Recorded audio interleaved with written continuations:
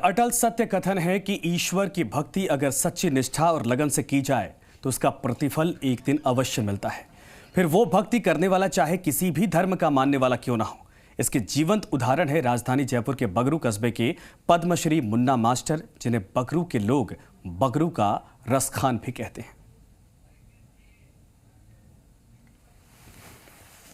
गौ माँ को जो पशु समझते, गौ माँ को जो पशु समझते, वे नर पशु समाना, वे नर पशु समाना।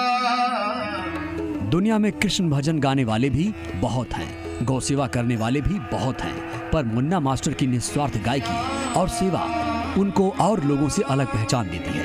नख पर उठाया बगरू के मशहूर शहनाई वादक संगीतज्ञ गफूर जी के परिवार में 15 मई 1958 को जन्मे मुन्ना मास्टर को कृष्ण भक्ति और गौ सेवा का भाव अपने पिता से विरासत में मिला है। पद्मश्री मुन्ना मास्टर के पिता गफूर साहब कस्बे के जुगल दरबार मंदिर के नियमित भजन गाया करते थे। यहाँ रोजाना भजन गाना उनकी दिनचर्या का हिस्सा था। साथ ही सुबह गौ माता को रोटी खिलाने के बाद ही भोजन किया करते थे। मुस्लिम परिवार में जन्म लेकर बचपन से भगवान कृष्ण की भक्ति और गौ सेवा के प्रति लगाव को देखकर बगरू के लोग मुन्ना मास्टर की तुलना महान कृष्ण भक्त रसखान से करते हैं। मुन्ना जी मास्टर गौ भक्ति और गौ सेवा के लिए अपने बचपन से ही जुड़े हुए हैं, क्योंकि मुन्ना जी के जो पिताजी थे गफूर जी, वो भी भगवान की भक्ति में, कृष्ण भक्ति में शुरू से ही उनका भी सेवाएं रही हैं और गौ भक्ति में भी आपके पिताजी बराबर सेवाएं देते रहे हैं। और उन्हीं की प्रेरणा से मुन्ना जी मास्टर ये जो भक्ति में लगे हैं और भक्ति के साथ में बगरू के लिए ये गौरव का विषय रहा है। पद्मश्री मुन्ना मास्टर पिछले करीब 15 साल से जयपुर गौ सेवा परिवार से जुड़कर समिति द्वारा संचालित गौशालाओं में होने वाले कार्यक्रमों में अपनी भजन गायकी के माध्यम से सेवाएं दे रहे हैं।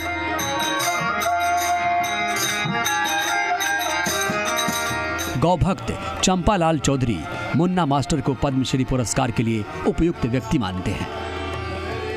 सबसे बड़ी बात है कि इतनी सहजता है, हर व्यक्ति से बड़े सहज भाव से मिलते हैं और गौ सेवा में विगत 20 वर्षों से गौ सेवा परिवार से जुड़े हुए हैं।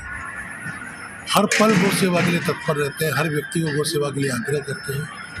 और मैं तो कहता हूँ पद्मश्री अवार्ड जो मिला है वो ऐसे व्यक्ति को मिला जो उसका पात्र है, सुपात्र को मिला है। भजन गायकी हालांकि मुन्ना मास्टर की जीविका कमाने का एकमात्र साधन रहा है, लेकिन उन्होंने कभी भी गायकी को अपने जीवन यापन का माध्यम नहीं बनाया, बल्कि भजन गायकी को ही जीवन माना है। परम आदरणीय मुन्ना जी मास्टर साहब को मैं बचपन से ही उनके सानिध्य में रहा हूँ और जब से उन्होंने भजन गायकी, हम लोगों उनके साथ बैठ कर के भजन सुनते थे।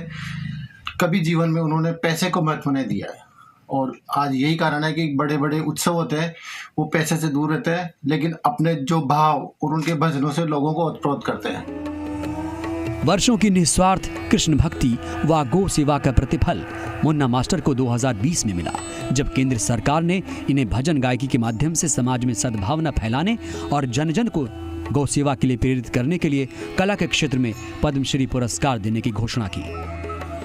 देखिए, पद्मश्री सम्मान जब घोषणा हुई थी तो मैं सब मानता हूँ इसको, कहते कि समय आने पर ही सब कुछ मिलता है और वो जो फल था वो गौ सेवा का फल था, लेकिन वो मैं ऐसे मानता हूँ उसको वो कि एक कच्चा फल जो होता है ना, ऐसा था उस समय।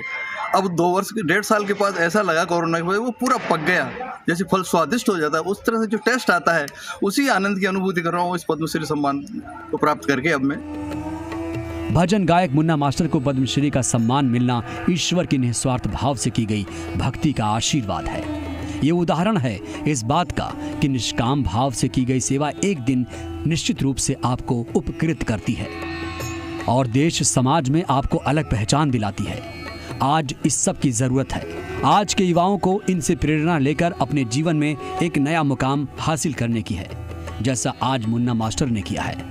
जैसा कि आज का युवा सोशल मीडिया के चक्कर में भटक रहा है, इन सब को छोड़कर आज के युवा को भारतीय संस्कृति और देश सेवा से जुड़कर एक नया आयाम बनाने की अति आवश्यकता है। अमित यादव के साथ सुनील जांगिड़, जी मीडिया, बगरू, जयपुर। तो विशेष में फिलहाल यहां रुकेंगे एक छोटे से ब्रेक के लिए। ब्रेक के बाद भी